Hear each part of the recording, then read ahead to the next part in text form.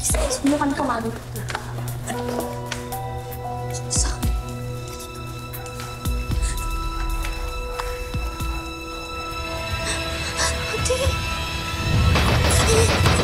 One, two, three, kaya! Malaga!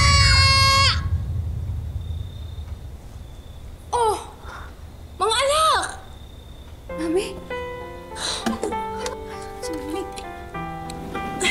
Anak naman!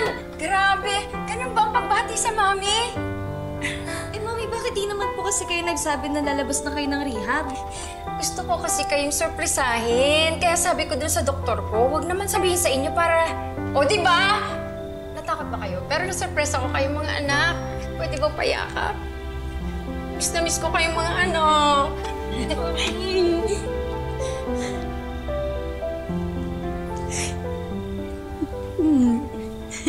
Mami, na-miss kita. Oo, na-miss din kita. Na-miss ko kayo.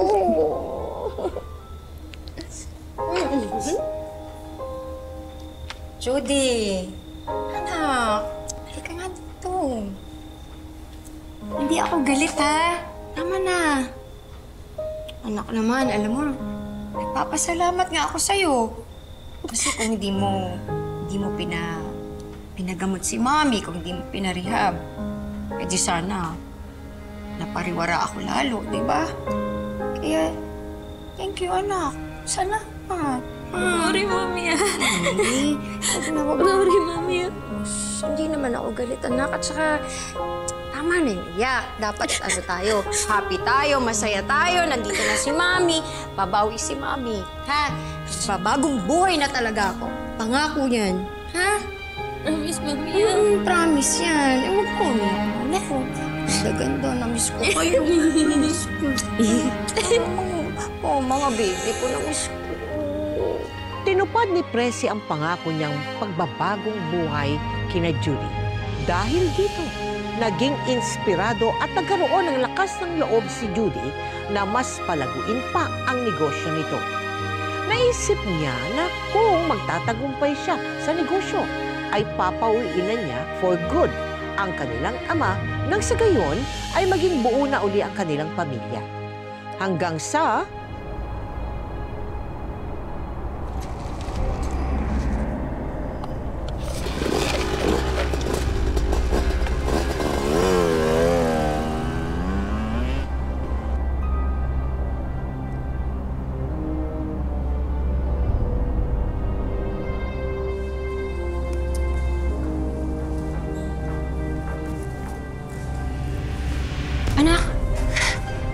Anak, may gusto sana kong sabihin sa'yo, kaya lang baka ikagalit mo.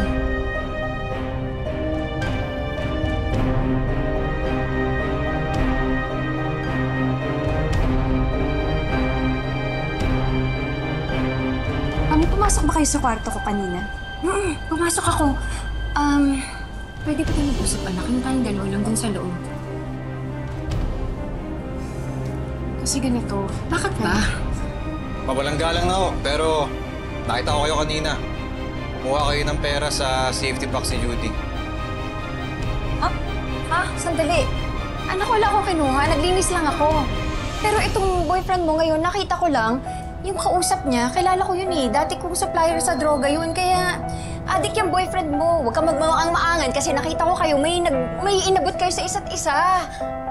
Ako, tita, wala akong kausap. Tsaka, hindi po ako adik. Judy, hindi ko alam yung pinagsasabi ng nanay mo. Bakit niya ba iniiba yung issue? Di ba ang issue dito, nawawalan ng pera si Judy? Eh, nakita ko yan kanina eh. Kumukuha ng pera. Sandali, wala akong kinuha, anak. Naglinis lang ako eh. Akala ko ba nagbagong buhay na kayo? Oo naman, anak. Huwag ka maniwala. Diyan nagsisinungaling yan. Nagkakamali ka, Judy. Sino ba sa ating dalawa yung may history ng pag-aadik at pagsisinungaling? Di ba ikaw? Anak, sino bang paniniwalaan mo? Itong boyfriend mo, itong impaktong boyfriend mo na walang karespeto sa akin o ako na nanay mo?